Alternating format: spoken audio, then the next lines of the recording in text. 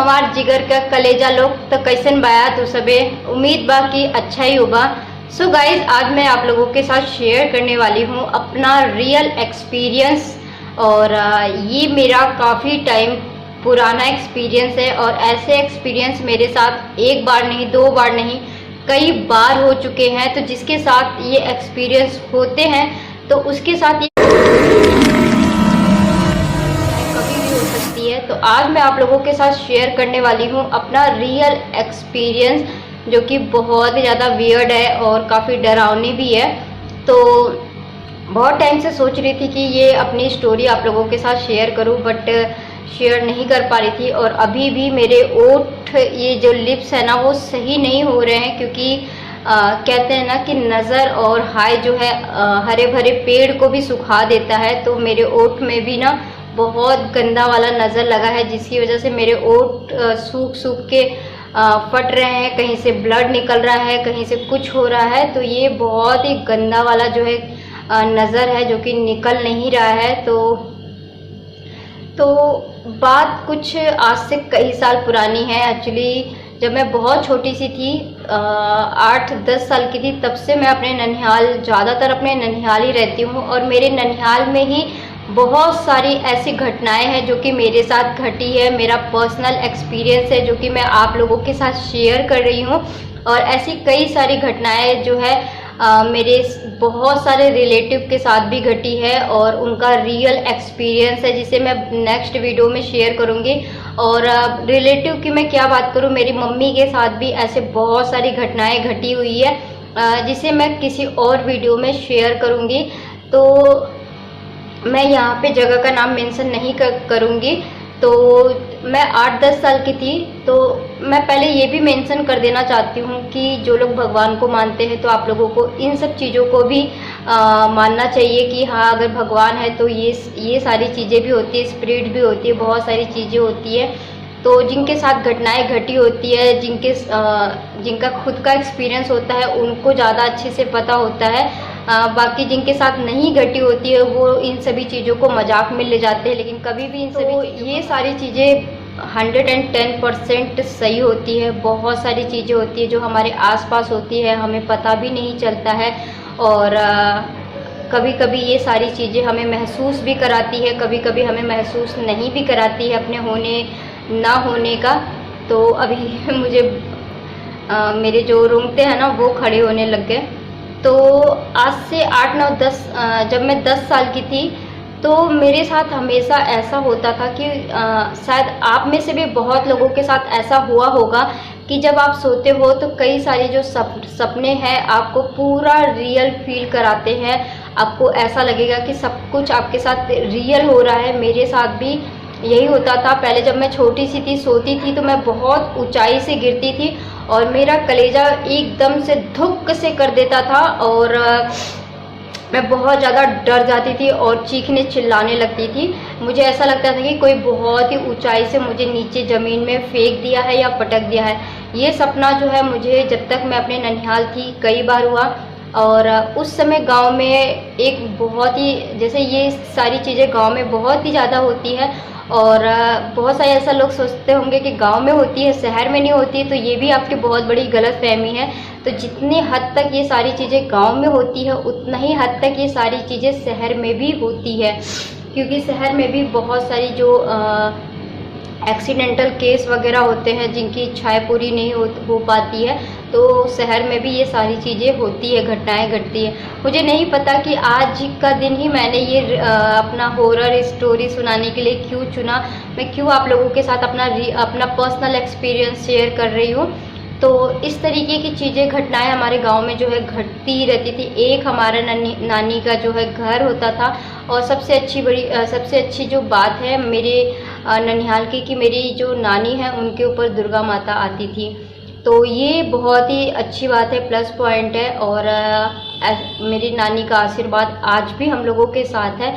तो जब कुछ हमारे साथ बुरा होने वाला होता है या फिर हमें कहीं डर लगता है तो आज भी हम अपने बड़ों बुजुर्ग को याद करते हैं, ताकि हम कहते हैं कि हमारी रक्षा करना, आप देख लेना, हम ये चीज़ कर रहे हैं। तो ये सारी चीज़ें वो हमारी देखते हैं, हमें सुरक्षित रखने की कोशिश करते हैं।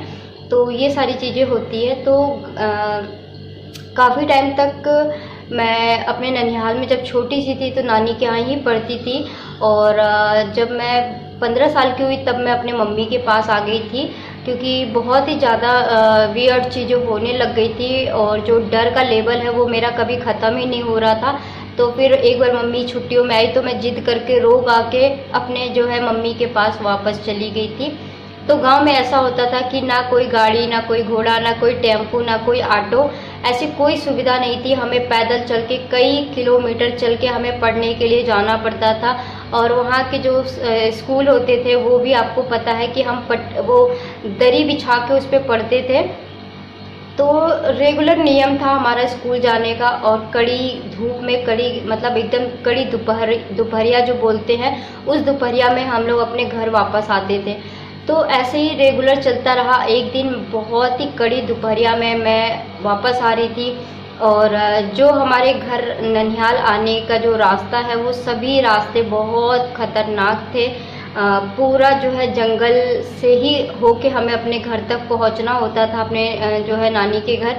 अगर आज मुझे कोई कहे कि उस रास्ते को अकेले पार कर लो तो मैं कतई पार नहीं कर पाऊंगी, क्योंकि पहले मैं कैसे पार कर लेती थी उस समय इतना ज़्यादा दिमाग नहीं चलता था। लेकिन आज अगर मुझे कोई कहे कि उन सभी रास्तों को पार कर लो तो मैं कतई पार नहीं कर सकती हूँ, क्योंकि बहुत ही ज़्यादा आज भी वहाँ पे पक्का रोड, अब तो थोड़ा बहुत डेवलप हो गया है, रोड वगैरह बन गया है, लेकिन उस समय कच्ची रोड हुआ करती थी, ईंटें बिछे हुए करते थे आधे दूर में, बाकी रोड जो है कच्ची हुआ करते थे। तो जो लोग गांव से हैं उनको पता ही होगा कि गांव के रोड वगैरह कैसे होते थे। तो थोड़ा सा मार्केट से जब हम घर की तरफ, अंदर की तरफ जैसे जैसे जाते थे वैसे वैसे जंगल स्टार्ट होते जाता था। तो उस दिन मेरे साथ क्या हुआ, मेरी एक सहेली थी जो कि मेरे साथ ही घर पे जाती थी, तो उसकी 3-4 दिन से तबीयत ख़राब थी, जिसकी वजह से वो ना ही स्कूल आ रही थी कई दिन से। तो मुझे अकेले जाना पड़ रहा था और अकेले ही आना पड़ रहा था। तो सुबह सुबह जब हम स्कूल के लिए निकलते थे तो हमें काफ़ी सारे लोग गांव में देखने को मिलते थे, साइकिल से, बाइक से, जैसे भी जिसको बेटर लगता था वैसे हमें जाते हुए दिखते थे। लेकिन वापसी में जब कड़ी दोपहरिया में छुट्टी का टाइम होता था तो उस समय हमारे आगे पीछे कोई नहीं होता था, तो बहुत डरते डरते घर जाना हो पाता था।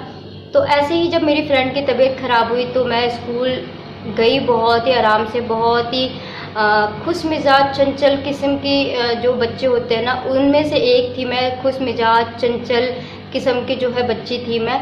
तो मैं गई, स्कूल गई, और उस समय 2:30-3 बज रहा था, करेक्ट कड़ी दोपहरिया गर्मी का टाइम, और मैं घर वापस आ रही थी। घर वापस आ रही थी तो कोई एक आदमी अपनी साइकिल से जो है जा रहा था। तो पहले गांव में ऐसा होता था, बहुत सारे लोग साइकिल वगैरह पे बोल देते थे कि बैठा के हमें आगे तक छोड़ दो। पहले ये इतना ज़्यादा मतलब लड़कियां अनसेफ फील नहीं करती थी, तो इतना कुछ ये जो आज चल रहा है उस समय इतना नहीं चला करता था। तो मैंने तो किसी से लिफ्ट नहीं मांगी, तो मेरे साथ साथ एक साइकिल चल रही थी बहुत देर से। तो मैं इतना ध्यान नहीं दे रही थी, क्योंकि पहले तो वो बहुत पीछे से मेरे से साइकिल चलाते चलाते चलाते चलाते मेरे एकदम बगल में साइकिल चलाने लग गए थे वो।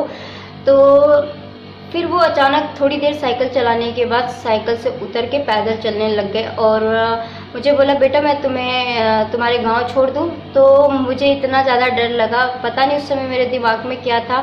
तो मैंने बोला कि मैं काफ़ी थक भी गई थी, गर्मी भी लग रही थी, तो थोड़ी देर में वो भी हम मेरे साथ साथ ही चल रहे थे। तो मुझे मतलब कुछ भी ऐसा निगेटिव फील नहीं हुआ, कुछ भी ऐसा गड़बड़ फील नहीं हुआ कि हाँ कुछ ऐसा गलत है या फिर कुछ भी। तो बहुत देर चलने के बाद मैंने बोला, ठीक है अंकल, आप मुझे अपनी साइकिल पे बैठा लो, मुझे आगे तक जो चौराहा है ना, मैं इधर को मुड़ूंगी, आप मुझे वहीं पे उतार देना। तो मैं ना उनकी पीछे वाली उस पे बैठ गई, सीट पे बैठ गई, और वो पहले तो थोड़ी देर तक पैदल चलाते रहे। उसके बाद क्या हुआ, फिर वो साइकिल पे अपने गद्दे पे बैठ के चलाने लगे, साइकिल चलाने लगे। तो फिर पहले साइकिल बहुत धीरे धीरे धीरे चला रहे थे, क्योंकि वो काफ़ी एजड भी थे। मुझे मतलब ये लग रहा था कि ये कहीं मुझे साइकिल से गिरा भी ना दे। तो वो काफ़ी मुझे एजड लग रहे थे, तो वो साइकिल चलाते चलाते काफ़ी मतलब थोड़ा सा आगे गए, तो उनकी जो साइकिल की स्पीड थी ना वो धीरे धीरे बढ़ती गई। मैंने सोचा यार इतने एजड अंकल हैं, ये इतनी तेज़ी से साइकिल क्यों चला रहे हैं। तो मैं फिर भी ध्यान नहीं दिया और उनकी साइकिल की स्पीड इतनी बढ़ती गई जैसे कि आप ये लगा लो कि एक कार और बाइक चल रही है, कार को बाइक वाले ने पिछाड़ दिया हो, तो उस तरीके से वो साइकिल चल रही थी। तो अचानक से मुझे कुछ अजीब सा फील हुआ, मुझे कुछ अच्छा नहीं लगा। मैंने बोला अंकल अंकल आप वो 1 मिनट रोकना, साइकिल रोकना। तो वो साइकिल नहीं रोक रहे थे। फिर मैंने 2-3 बार उनको बोला अंकल साइकिल रोको, साइकिल रोको। तो वो मेरी बातों को ना इग्नोर करने लगे। मैं बहुत ही ज़्यादा डर गई जब वो मेरी बातों को इग्नोर करने लगे और उस साइकिल को वो रोक ही नहीं रहे थे। तो मैं काफ़ी डर गई और साइकिल की स्पीड उनकी उतनी ही थी। मैंने बहुत हिम्मत करके जब मैंने देखा कि मेरे जो जहाँ पे मुझे मुड़ना था वहाँ से वो साइकिल आगे बढ़ने लगी, तब मुझे बहुत ही ज़्यादा डाउट फील हुआ, मतलब मुझे कुछ गड़बड़ लगी। मैंने क्या किया, बहुत हिम्मत बांध के वहीं से मैंने साइकिल पे जंप लगा लिया और जो मेरे नानी के घर का जो रास्ता था वहाँ से मैं बैग ऐसे बस्ता लेके ना, बैग तो आज बोलते हैं, उस समय बस्ता बोलते थे, तो मैं बस्ता लेके ना इतना तेज़ भागी हूँ कि जिसका कोई हिसाब किताब नहीं है। तो मैं 2-3 बार पीछे पलट के देखा मैंने कि हो सकता है कि वो अंकल मेरे पीछे आ रहे हो, क्योंकि उनके पास साइकिल थी। मैं बहुत ही ज़्यादा डर गई थी कि हो सकता है वो मुझे फिर से आके पकड़ ले। तो मुझे बहुत सही टाइम पे रियलाइज़ हुआ कि हाँ कुछ गलत है, ऐसा नहीं वो मेरे को लेके भाग रहे थे। तो फिर जब मैं थोड़ा दूर भागी, जब मैं पूरा गांव में पीछे दिखता है, मतलब कि अगर मैं पीछे पलट के देखती, अगर उनका साइकिल होता तो वो ज़रूर दिखता। मैं जब पीछे पलट के देखी तो वहाँ कहीं दूर दूर तक ना ही वो अंकल थे ना ही उनकी साइकिल थी, तो मुझे कुछ भी नज़र ही नहीं आया। तो मैं भागते जैसे तैसे अपने घर पहुँची और घर पहुँचने के बाद मैंने पानी पिया। फिर मैंने एक बार को सोचा कि मैं अपने नाना नानी को इस घटना के बारे में बताऊं कि नहीं बताऊं। तो फिर नानी खाना वगैरह देने लग गई। मैं खाना वाना खाने के चक्कर में, फिर खेलने कूदने के चक्कर में ना उस वाक़या को भूल गई। और शाम होते होते 6 बजा वैसे ही मुझे बहुत तेज़ की फीवर चढ़ना स्टार्ट हो गया। तो मुझे बहुत तेज़ की बुखार चढ़ गया। फिर मेरे नाना गांव के एक डॉक्टर से जाके दवाई लेकर आए, दवाई मैंने खाई और उस समय मैं सो गई। और सोने के बाद मतलब मेरा बुखार कम नहीं हो रहा था, रात के 12 बज गए, मेरा बुखार कम नहीं हो रहा था। जैसे मैं दवा का मुझे थोड़ा बहुत असर हुआ और मैं गहरी नींद में सोई और वही सारी घटनाएं मुझे मेरे सपने में नज़र आई। और अगर मैं उस साइकिल से नहीं कूदती या फिर नहीं भागती तो मेरे साथ शायद कुछ और भी बुरा हो सकता था। तो मैंने सपने में क्या देखा, वही अंकल जो साइकिल लेके जा रहे थे वो मेरे सपने में बहुत बुरी तरीके से हंस रहे थे और मुझे साइकिल पे बैठा के लेके भाग रहे थे। जितनी घटनाएं मेरे साथ उस दिन में हुआ था वही सारी घटनाएं मेरे साथ सपने में हो रहा था। मैंने अभी आपको बताया कि कभी कभी आप कुछ सपने ऐसे होते हैं जो आपको एकदम रियल लगते हैं, बिल्कुल भी फेक नहीं लगेगा। आपको ऐसा लगेगा कि सारी सपनाएं आपके साथ जो है रियल हो रही है। तो मेरे साथ भी उस समय सब कुछ रियल हो रही थी। तो मैंने देखा कि वो अंकल मुझे मैं जानना चाहती थी कि इसके आगे आखिर में होने क्या वाला है। तो वो अंकल मुझे साइकिल से लेके गए और उसके बाद मैंने देखा कि उन्होंने एक जगह पे साइकिल खड़ा किया और मुझे उतारने के बाद उन्होंने मेरे सर पे इस तरीके से हाथ रखा और उसके बाद वो कुछ एकदम से मैं बेहोश हो गई। बेहोश होने के बाद वहाँ का जो लोकेशन था, जो नज़ारा था, बिल्कुल बदल चुका था, बिल्कुल चेंज हो चुका था। ये सभी घटना मेरे सपने में मैं देख रही थी, बिल्कुल बदल चुका था और शायद वो किसी चीज़ से मेरे गर्दन पे वार करने वाले थे। और जैसे ही वो मेरे गर्दन पे वार करने वाले थे वैसे ही मेरी बहुत तेज़ की चीख निकल गई, जिसकी वजह से मेरे नाना नानी वगैरह सब उठकर भागकर मेरे पास आए। फिर मैंने डिसाइड किया कि ये सारी घटनाएं मैं अपने नाना नानी से ज़रूर बताऊंगी। आई होप कि आपको नज़र आ रहा होगा। तो मैंने अपने नानी को सारी घटनाएं बताई और उस समय मेरे घर के जस्ट पीछे मेरे मामा ही लगते हैं, तो वो पूरे गांव वालों का झाड़ फूंक करते हैं।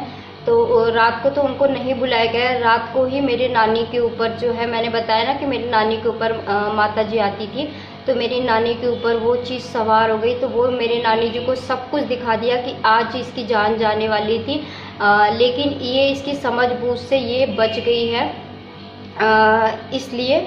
और मेरे साथ जो है गाइस उससे भी बहुत ज़्यादा बुरा हो सकता था। अगले दिन जब मैं सो के उठी रात को, तो मेरी नानी ने मुझे झाड़ फूंक दिया, फिर अपने पास ही मुझे लिटाया। लेकिन सुबह होते होते मेरा बुखार जो है उसका डबल बुखार हो चुका था, मेरी हालत एकदम ख़राब हो चुकी थी और बहुत सारी चीज़ें मेरे साथ हो रही थी। मैं उठ के खड़े भी होने की कंडीशन में नहीं थी। फिर मेरे उसी मामा को बुलाया गया जो मेरे गांव में, पूरे गांव में झाड़ फूंक करते हैं, और उन्होंने मेरे गांव में ऐसे ऐसे खेल दिखाए हैं ना कि हम लोगों ने अपने आँखों से देखा हुआ है, हर दिन देखा हुआ है। आप यकीन नहीं मानोगे। अगर आपको विश्वास नहीं होता तो आप मेरी मम्मी से भी पूछ सकते हो, और अब मेरी मम्मी भी यहाँ पे हैं तो आप पूछ सकते हो उनसे कमेंट में जाके। तो मेरे जो मामा थे उनका नाम छब्बू था, छब्बू मामा हम लोग उनको बुलाते थे, छब्बू मामा। तो वो पूरे गांव में यही सारी चीज़ें करते थे। और भी मेरे गांव में ऐसी बहुत सारी घटनाएं घटी हुई है जिसको मैं आप लोगों को फिर कभी शेयर करूंगी अगर आप लोग इंटरेस्टेड होगे तो फिर हुआ यूँ कि सुबह बुखार चढ़ गया, तो वो मामा आए और मामा ने एक घेरा बनाया, उस घेरे के अंदर खुद बैठे और मुझे बैठाया। तो फिर पता चला कि वो एक अलग तरीके का शक्ति था, वो एक अलग ही कुछ था, वो जो अपनी शक्तियों को और ज़्यादा करने के लिए वो किसी भी इंसान की बलि देना चाहता है। इस तरीके की चीज़ें बहुत होती है गाइस, बहुत होती है। अगर आप मानो तो सब कुछ है, नहीं मानो तो मामा ने बताया कि इस बच्ची ने ना बहुत समझबूझ के साथ वहाँ से कूदकर भागी है, ये बहुत बुरी तरीके से भागी है, जिसकी वजह से इसने अपनी खुद की जान बचाई है। आज तो इसको सिर्फ बुखार होके रह गया है, लेकिन ये वो जो शक्ति थी वो इसका पीछा नहीं छोड़ती जब तक ये वो शक्ति इसको अपने साथ लेके नहीं चली जाती। तो ये थी मेरे साथ एक ऐसी घटना। फिर मामा ने झाड़ा फूका और उसको हमेशा के लिए मेरे से दूर कर दिया और मेरी जो है जान बच गई। तो ऐसे ही मेरे साथ बहुत सारी घटनाएं घटी है गाइज। आप लोग इन सभी चीज़ों को, बहुत सारे लोग आज की दुनिया में मजाक समझते हैं, सीरियस नहीं लेते हैं, लेकिन मैं आपको बताना चाहती हूँ कि ये बहुत सारी जगह पे ऐसे, चाहे दिन हो चाहे रात हो, आपको वॉशरूम नहीं करना चाहिए, आपको बहुत ही हार्ड परफ्यूम नहीं लगा के जाना चाहिए, खासकर गर्मियों के टाइम में कड़ी दोपहर में परफ्यूम नहीं लगा के जाना चाहिए। अभी कुछ दिन से भी अभी मैंने आपको एक और भी बताई थी कि मेरा सपना था कि हकीकत था, मुझे नहीं पता। मेरे साथ वो घटना घटी और मुझे ऐसा लगा कि किसी ने बेड पे से उठा के मुझे ज़मीन में दे के पटक दिया और मेरी मतलब चीख निकल गई। तो अभी उस चीज़ से तो अभी मैं ठीक हूँ। तो ये सारी चीज़ें होती है गाइस, मानने वालों लोगों के लिए सब कुछ है। अगर आप लोग जानना चाहते हो कि मेरे जो ननिहाल है वहाँ पे मेरे साथ और भी लोगों के साथ कौन कौन सी घटनाएं घटी है, तो मैं आप लोगों के साथ ज़रूर शेयर करूँगी। जिसको विश्वास है वो, अगर जानने में इंटरेस्ट है तो मैं ज़रूर शेयर करूँगी, लेकिन जिसको विश्वास नहीं है तो उसके लिए मैं कुछ नहीं कह सकती हूँ। ये मेरा रियल एक्सपीरियंस है जो कि मैंने आज बहुत हिम्मत करके आप लोगों के साथ शेयर किया है। कैसी लगी आप लोगों को मेरी जो है ये रियल एक्सपीरियंस स्टोरी, मुझे कमेंट करके ज़रूर बता देना। अगर आप लोग मेरी और भी ऐसे रियल स्टोरी जानना चाहते हैं तो मुझे कमेंट करके भी बता देना, मैं ज़रूर आप लोगों के साथ शेयर करूँगी। तो वीडियो अच्छा लगे तो लाइक कर देना, अगर आप लोग मेरे चैनल पे नए हैं तो सब्सक्राइब कर देना और बेल नोटिफिकेशन को ज़रूर ऑन करना ताकि मेरे आने वाले हर वीडियो से आप लोग नोटिफाई हो पाए। Bye bye.